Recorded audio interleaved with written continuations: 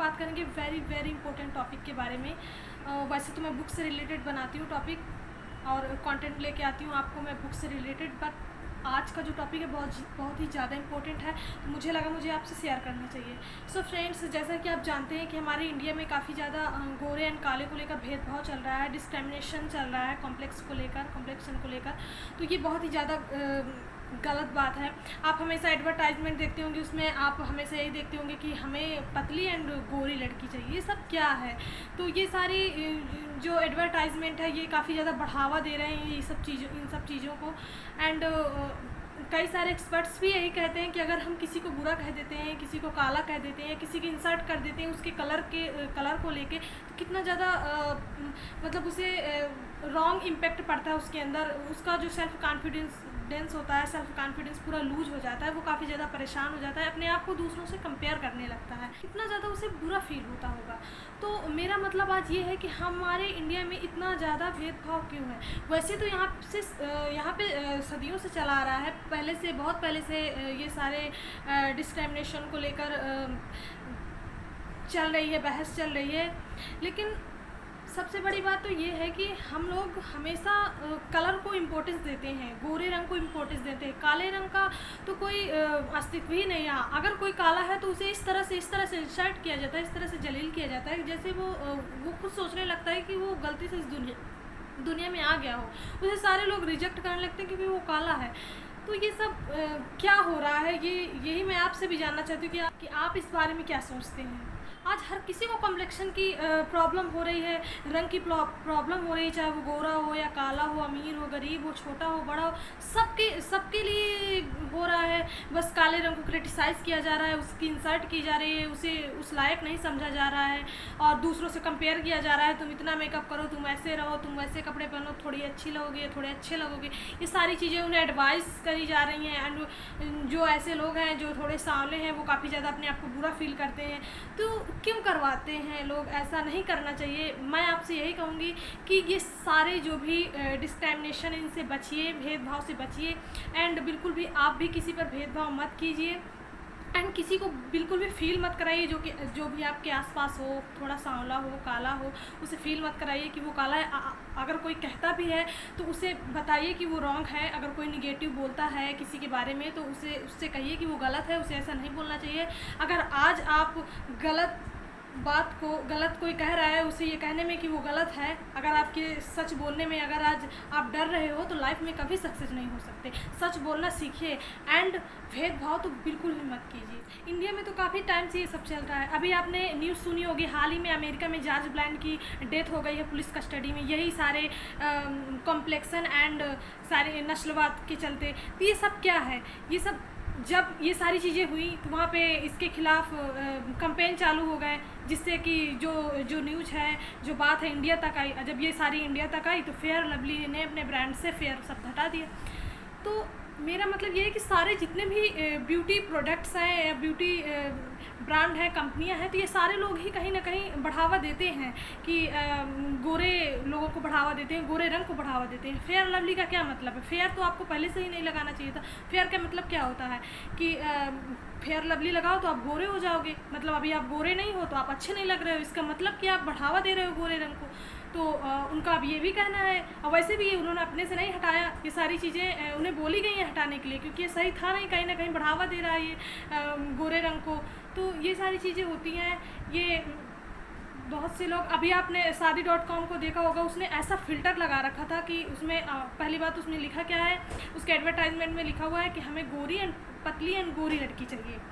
और अगर उसमें कोई लड़की अपनी फ़ोटो डालती है तो उसमें उस फिल्टर से उस लड़की का कलर जो भी है गोरा हो जाता है। लड़की गोरी हो या काली हो, लेकिन उसका कलर गोरा हो जाता है। इसका मतलब कि वो भी इसे बढ़ावा दे रहे हैं गोरे रंग को। क्यों फ़िल्टर लगा था? फ़िल्टर नहीं लगाना चाहिए। जो लड़की जैसी है वैसी रियल इमेज जाना चाहिए उन तक। तो ये सारी चीज़ें क्या है? एंड उसने अपना आप फ़िल्टर भी हटा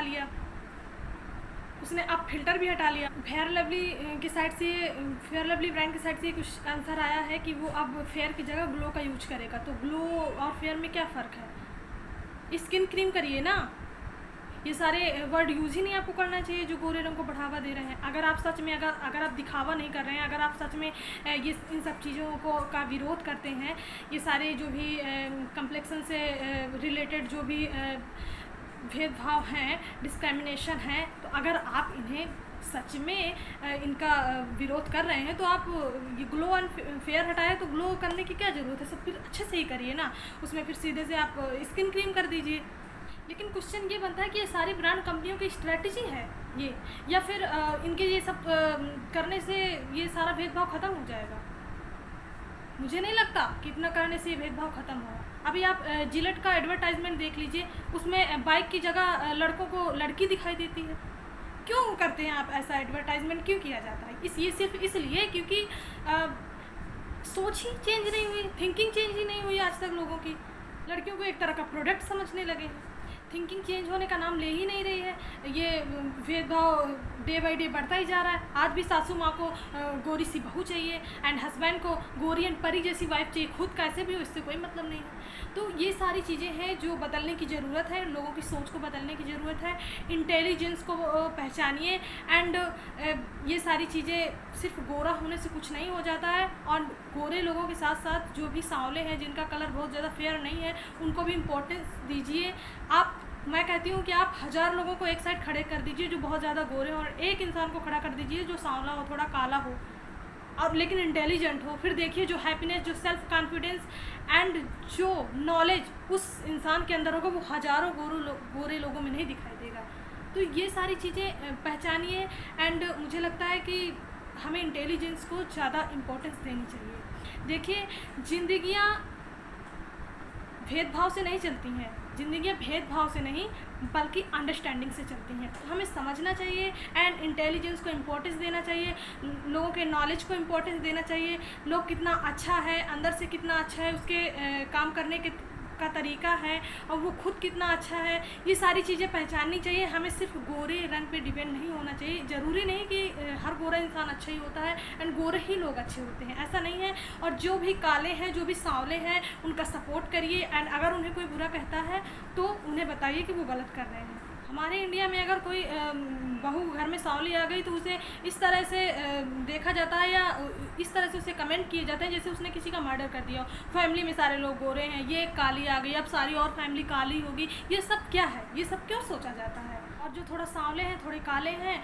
वो दूसरों के लोगों के कहने से, अगर दूसरे लोग कहते हैं कि अच्छी नहीं लग रही हो लड़कियाँ, बाय द वे लड़कियाँ अच्छी नहीं लग रही हो, तुम मेकअप करो, तो वो मेकअप करने लगती हैं। अच्छे कपड़े पहने तो अच्छे कपड़े पहनने लगती हैं। दूसरे कपड़े ऐसे वैसे पहनो, मतलब जैसे दूसरे लोग कहते हैं इसमें ज़्यादा अच्छी लगोगी क्योंकि तुम सांवली हो, तो अगर अच्छे कपड़े पहनोगी, मेकअप करोगी तो तुम थोड़ा कुछ बहुत अच्छी लगने लगोगी। तो ये सारी चीज़ें जो भी थोड़ा सांवले हैं तो वो दूसरों के लोगों को फॉलो करते हैं। मैं यही एडवाइस दूंगी कि जो भी अपने कलर को लेकर खुश नहीं है अथवा अपने आप को सुंदर नहीं समझते हैं, तो जब आप खुद की नज़रों में अपने आप को सुंदर खुद नहीं लग रहे हो तो दूसरों को आप सुंदर कभी नहीं लग सकते। एंड हमेशा वो आपको कमेंट करेंगे, जज करेंगे एंड आपको वो बताएंगे कि आपको क्या करना चाहिए। मैं कहती हूँ कि अपनी स्ट्रैटेजी खुद बनाइए।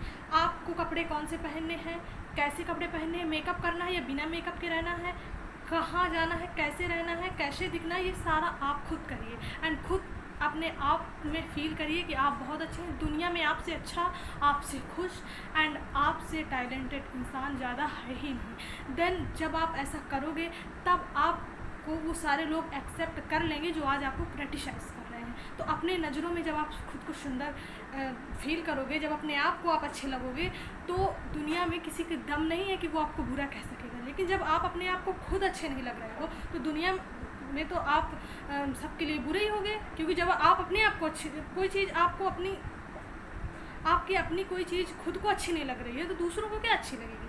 तो ये सारी चीज़ें होती हैं। आप खुद में अपने आप को सुंदर फील कीजिए, खुशी से जीना सीखिए, किसी के कहने से कुछ मत कीजिए, अपना क्राइटेरिया खुद तय कीजिए, तब आपको कोई भी जज करने वाला नहीं होगा, कोई भी आपको कमेंट करने वाला नहीं होगा। सो फ्रेंड्स, अगर आपको मेरी ये वीडियो अच्छी लगी हो, अगर आप मेरी बात से सहमत हो तो मुझे कमेंट बॉक्स में ज़रूर बताएं एंड प्लीज़ आप भेदभाव से दूर रहिए। ये सारी चीज़ें हमें करना ही नहीं चाहिए एंड मिलते हैं अगले वीडियो में। नमस्ते। एंड हाँ, अगर कोई गलतियाँ हो, अगर कोई क्वेश्चन हो तो आप मुझे इंस्टाग्राम एंड ट्विटर पर फॉलो कर सकते हैं, लिंक डिस्क्रिप्शन में है। सो फ्रेंड्स, नमस्ते।